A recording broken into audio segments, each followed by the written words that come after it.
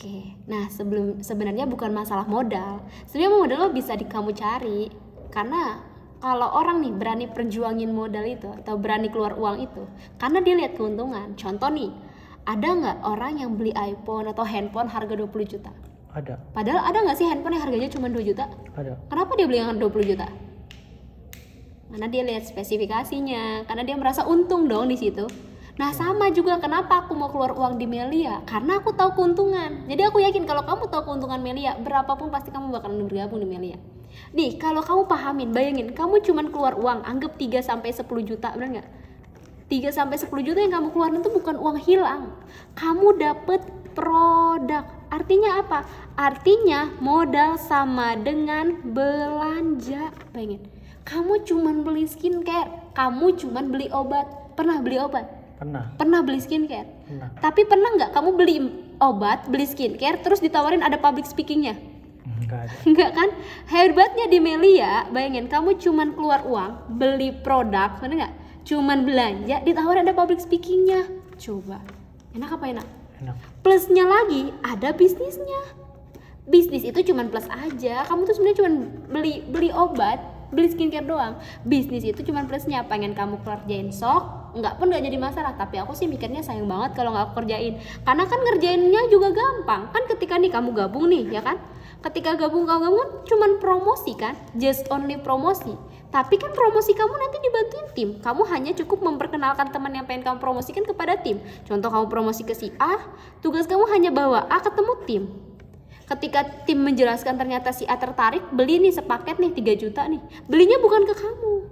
Si A keluar uang 3 juta, bukan ke kamu, belinya ke siapa? Belanjanya langsung ke perusahaan. Perusahaan ngasih A apa?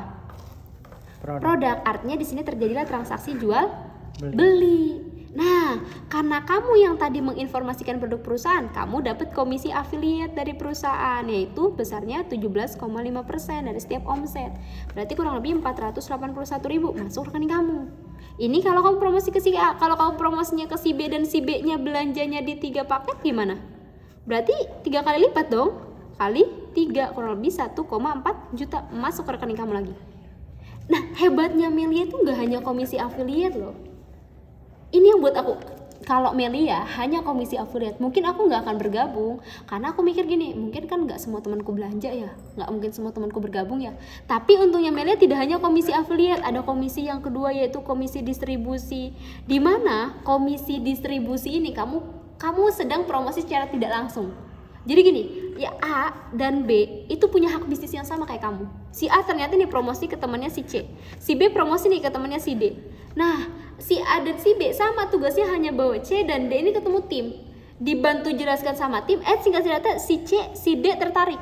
Ketika si C, si D tertarik, beli produk A bukan? Beli produk B? Bukan. Beli produk kamu? Beli produk siapa? Perusahaan. Produk perusahaan langsung. Berarti yang keluar stok produk? Perusahaan. Yang keluar uang? C dan D. D. Nah, karena yang promosi kepada si C, si A, maka si A dapat komisi 481.000. Karena yang promosi ke si D itu adalah B, maka si B dapat 451.000. Pertanyaan aku satu, yang bayar A, yang bayar B, kamu bukan? Bukan. Yang bayar siapa? Perusahaan. Tapi hebatnya kamu dapat komisi distribusi dari Melia. 1 tambah 1 2, 3 tambah 1 4, maka 2 kiri 2 kanan kamu dapat, yaitu kurang lebih 680.000 masuk rekening kamu 1 hari kerja. Bayangin, pas si A, si B, si C, si D belanja, beli produk kamu? Enggak. Bukan, beli produknya perusahaan. Yang jelasin kamu, Tim. dibantu sama tim. Dan yang bayar A, yang bayar B kamu? Bukan. Yang bayar perusahaan yang keluar stok produk perusahaan, tapi kamu menerima komisi distribusi mulai dari 680.000 sampai 3,5 juta. Artinya nggak ada kerugian sama sekali, karena kamu hanya belanja, dapat komunitasnya public speaking kalau kamu pengen belajar, plusnya dapat bisnis ketika kamu kerjakan. Hanya segampang ini loh. Cuman gini doang. Ibaratnya gini, kamu punya cabang toko di Kulon Progo sama di Godean. Harusnya yang bayar cabang toko itu siapa? Yang bayar gajinya siapa? Kita sebagai owner. Hebatnya di Melia, kamu punya cabang, misalkan si A ini orang Surabaya, si B ini orang Medan. Dia mengembangkan tim di Surabaya, mengembangkan tim di Medan. Ketika ini berkembang, semuanya cair ke kamu, tapi kamu tidak perlu menggaji mereka semua. Itulah kehebatan Melia Sejahtera. Artinya kalau kamu paham keuntungan ini, aku yakin kamu pasti cari modalnya dari manapun.